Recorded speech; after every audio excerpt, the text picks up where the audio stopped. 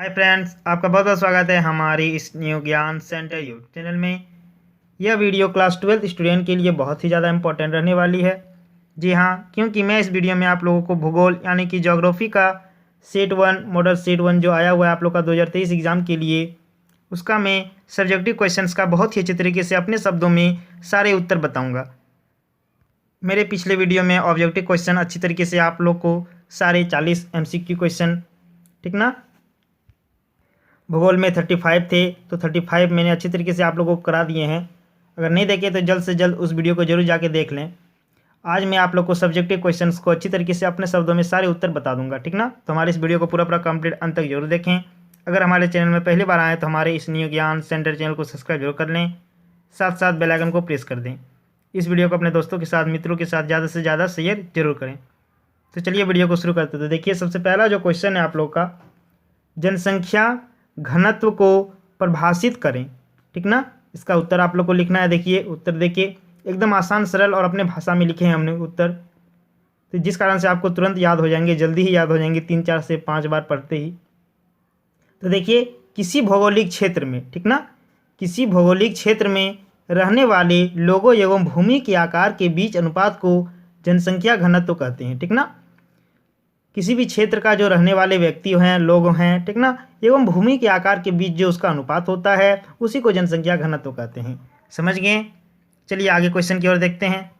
दूसरा नंबर प्रश्न देखिए, रोपण कृषि किसे कहते हैं। इसका उत्तर देख लीजिए।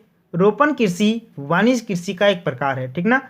रोपण कृषि क्या है? वाणिज्य कृषि का एक प्रकार है। इसमें कृषि की क्षेत्र बहुत बड़ा होता है। इसमें कृषि का क्षेत्र क्या होता है? बहुत बड़ा होता है। इसमें चाय, कहवा, काजू, रबर, केला एवं कपास की फसल उगाई जाती है। इसी ही रोपण कृषि कहते हैं। समझ गए सरल भाषा में। तीसरा प्रश्न देखिए, सशक्तिकरण का अर्थ क्या है। तो देखिए उत्तर, सशक्तिकरण का अर्थ है, सशक्तिकरण एक ऐसी प्रक्रिया है जिसके तहत शक्तिहीन लोगों को अपने जीवन की परिस्थितियों को नियंत्रित करने के लिए सशक्त बनाया जाता है। ये हो गया प्यारा सा सुंदर सा उत्तर। चौथा प्रश्न नंबर देखिए, भूगर्भिक जल संसाधन से क्या तात्पर्य है। उत्तर देखिए, भूगर्भिक जल संसाधन से तात्पर्य यह है कि धरती की सतह के नीचे चट्टानों के कणों के बीच के रिक्तियों में मौजूद जल को भूगर्भ या भूजल कहते हैं। समझ गए। आगे देखिए, 5वां नंबर का प्रश्न है, मानव भूगोल क्या है। मानव भूगोल भूगोल की प्रमुख शाखा है जिसके अंतर्गत मानव की उत्पत्ति से लेकर वर्तमान समय तक उसके पर्यावरण के साथ संबंधों का अध्ययन किया जाता है। इसे ही मानव भूगोल कहते हैं। समझ गए अच्छी तरीके से, सुंदर सा प्यारा सा उत्तर। चलिए आगे देखिए, क्वेश्चन 6ठा नंबर का प्रश्न है, निजीकरण से आप क्या समझते हैं। उत्तर देखिए, निजीकरण से हम यह समझते हैं कि जो निजीकरण एक ऐसी प्रक्रिया है जिसके द्वारा सार्वजनिक क्षेत्र को किसी निजी कंपनी के हाथों में सौंपा दिया जाता है या सौंप दिया जाता है। समझ गए। ये हो गया सुंदर सा प्यारा सा उत्तर। चलिए आगे क्वेश्चन की ओर बढ़ते हैं। 7वां नंबर का प्रश्न है, ध्यान से देखिए इसे, मनुष्य की मूलभूत आवश्यकताएं क्या है। तो देखिए, मनुष्य की मूलभूत आवश्यकताएं क्या है? भोजन, वस्त्र, आवास, ठीक ना। ये 3 चीज़ मनुष्य की क्या है? मूलभूत आवश्यकताएं हैं। मानव की 3 मूलभूत आवश्यकताएं हैं। ये हो गया प्यारा सा सुंदर सा उत्तर। 8वां नंबर प्रश्न देखिए, मानव विकास के 3 सूचकांकों का वर्णन करें। मानव विकास के 3 सूचकांकों का उत्तर देखिए निम्न है, ठीक ना। जीवन प्रत्याशा सूचकांक, दूसरा नंबर लिखिएगा शिक्षा सूचकांक, और तीसरा नंबर लिखिएगा आय सूचकांक। ये हो गया इसका उत्तर। 9वां नंबर का प्रश्न देखिए, जनसंख्या परिवर्तन के 3 घटकों के नाम लिखें। उत्तर देखिए, जनसंख्या परिवर्तन के 3 घटक जन्म दर, मृत्यु दर और प्रवास, ठीक ना। जन्म, मृत्यु और प्रवास भी कह सकते हैं। चलिए आगे देखिए, इसका डेफिनेशन के साथ जन्म दर किसे कहते हैं। तो देखिए उत्तर लिखिएगा, एक वर्ष में जनसंख्या के प्रति 1000 व्यक्तियों पर किसी देश में जन्मे जीवित बच्चों की संख्या को जन्म दर कहते हैं, ठीक ना। यानी कि देखिए 1000 व्यक्तियों पर जन्म लेने वाले व्यक्तियों को संख्या को क्या कहते हैं? जन्म दर कहते हैं। अब देखिए मृत्यु दर किसे कहते हैं, डैश दीजिएगा, एक वर्ष में जनसंख्या के प्रति 1000 व्यक्तियों पर किसी देश या क्षेत्र में मरने वाले लोगों की संख्या को मृत्यु दर कहते हैं। यानी कि देखिए 1000 व्यक्तियों पर मरने वाले मृतकों की संख्या। समझ गए। अब देखिए प्रवास किसे कहते हैं। प्रवास किसी कारणवश व्यक्ति अपने पूर्व निवासी स्थान को छोड़कर दूसरे स्थान पर जाकर बस जाते हैं, उसे प्रवास कहते हैं। नोट डाउन कर लीजिए।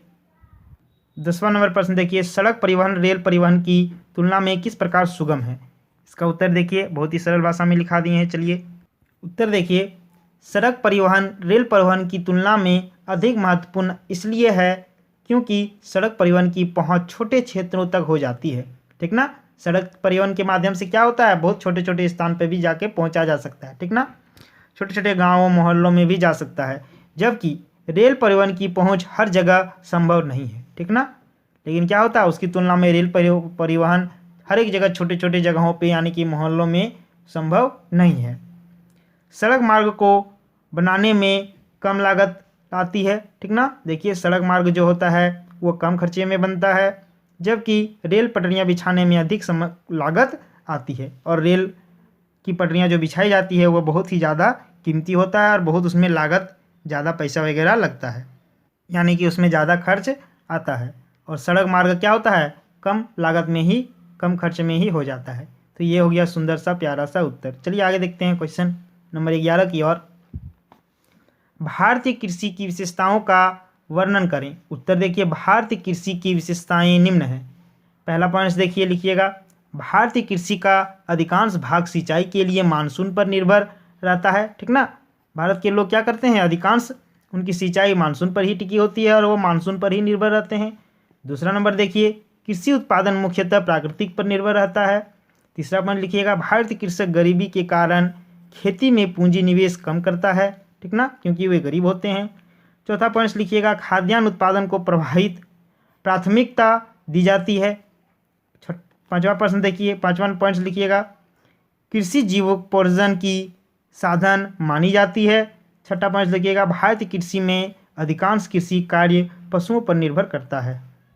तो ये किन्हीं 6 पॉइंट्स आप लोग लिख दीजिएगा तो आप लोग को अच्छी तरीके से नंबर मिल जाएगा। ठीक ना, तो ये हो गया बहुत ही सुंदर सा प्यारा सा उत्तर। चलिए आगे क्वेश्चन की ओर बढ़ते हैं। 12वां नंबर का प्रश्न देखिए, भूमि निम्नीकरण को कम करने के उपाय सुझाइए। उत्तर देखिए, भूमि निम्नीकरण को कम करने के उपाय निम्न हैं। वनारोपण करना। ठीक ना, पहला पॉइंट लिखिएगा। दूसरा नंबर लिखिएगा, चारागाहों का उचित प्रबंधन। ठीक ना, जो चारागाह है उसका उचित प्रबंधन होना चाहिए। तीसरा पॉइंट लिखिएगा, पशुचारण नियंत्रण, पशुचारण का नियंत्रण करना चाहिए। चौथा पॉइंट लिखिएगा, रक्षक मेखला का निर्माण। पांचवा पॉइंट लिखिएगा, रेतीले टीलों का कांटेदार झाड़ियाँ लगाकर स्थिर बनाना। छठा देखिए, खनन नियंत्रण, खनन का नियंत्रण करना चाहिए। सातवां देखिए, औद्योगिक जल का परिष्करण करना। पश्चात विसर्जन। ठीक ना, जो औद्योगिक द्वारा जो जल आ जाता है उसको परिष्करण नहीं किया जाता है, यानी कि सीधे पूरा खराब चीज़ मल मात्रा में क्या किया जाता है, जल का विसर्जन कर दिया जाता है, लेकिन परिष्कृत नहीं किया जाता, जिस कारण से बहुत ज़्यादा दूषित हो जाता है और इससे भी भूमि निम्नीकरण यानी कि भूमि निम्नीकरण होता है। आगे देखिए 8वां नंबर, औद्योगिक अपशिष्ट को नष्ट करना। 9वां पॉइंट लिखिएगा, नमी संरक्षण तथा खरपतवार नियंत्रण। ये हो गया सुंदर सा प्यारा सा उत्तर। आगे चलिए 13वां नंबर का प्रश्न देखिए, ग्रामीण बस्तियों का आकृति के आधार पर प्रतिरूप बताएं। उत्तर देखिए, ग्रामीण बस्तियों के प्रतिरूप को निम्न प्रकार से देखा जा सकता है।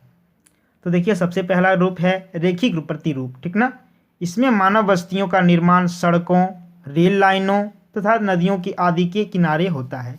इसमें क्या होता है, रेखिक प्रतिरूप में इसमें मानव बस्ती जो होता है सड़क के किनारे, रेल लाइनें के किनारे या फिर नदियों की आदि के किनारे बसा होता है।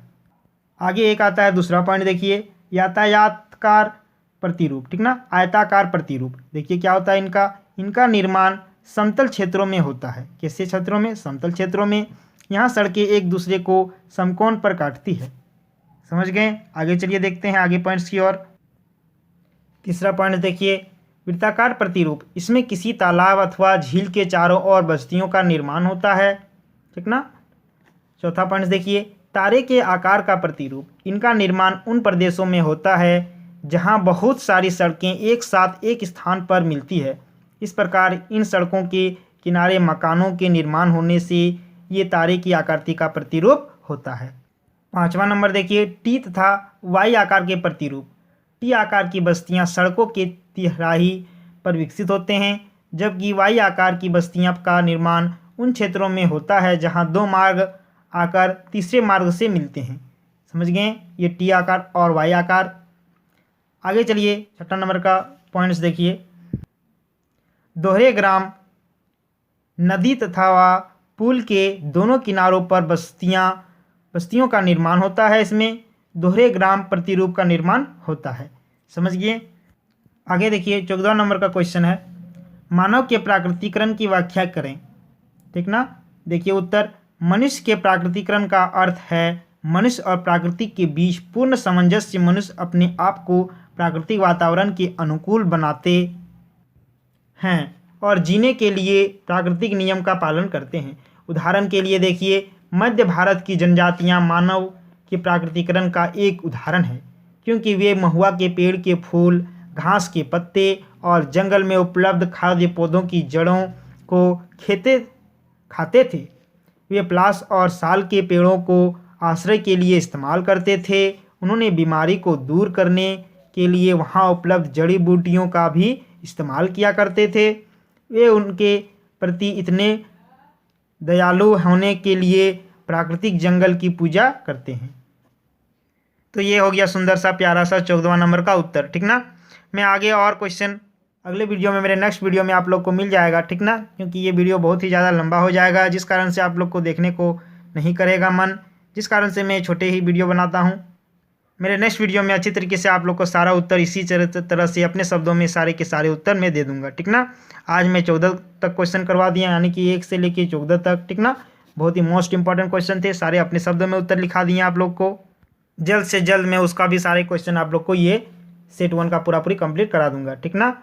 अगर मेरे पिछले वीडियो नहीं देखे तो जल्द से जल्द जरूर जाके देखें, क्योंकि वो ऑब्जेक्टिव क्वेश्चन है, 35 नंबर के हैं, यानी कि 35 नंबर आप लोग को उसमें मिल जाएंगे। ठीक ना।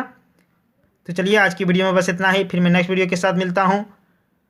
अगर हमारे चैनल में पहली बार आए तो हमारे इस न्यू ज्ञान सेंटर चैनल को सब्सक्राइब जरूर कर लें, साथ साथ बेल आइकन को प्रेस कर दें। इस वीडियो को अपने दोस्तों के साथ, मित्रों के साथ ज़्यादा से ज़्यादा शेयर जरूर करें। चलिए मिलते हैं नेक्स्ट वीडियो में। जय हिंद।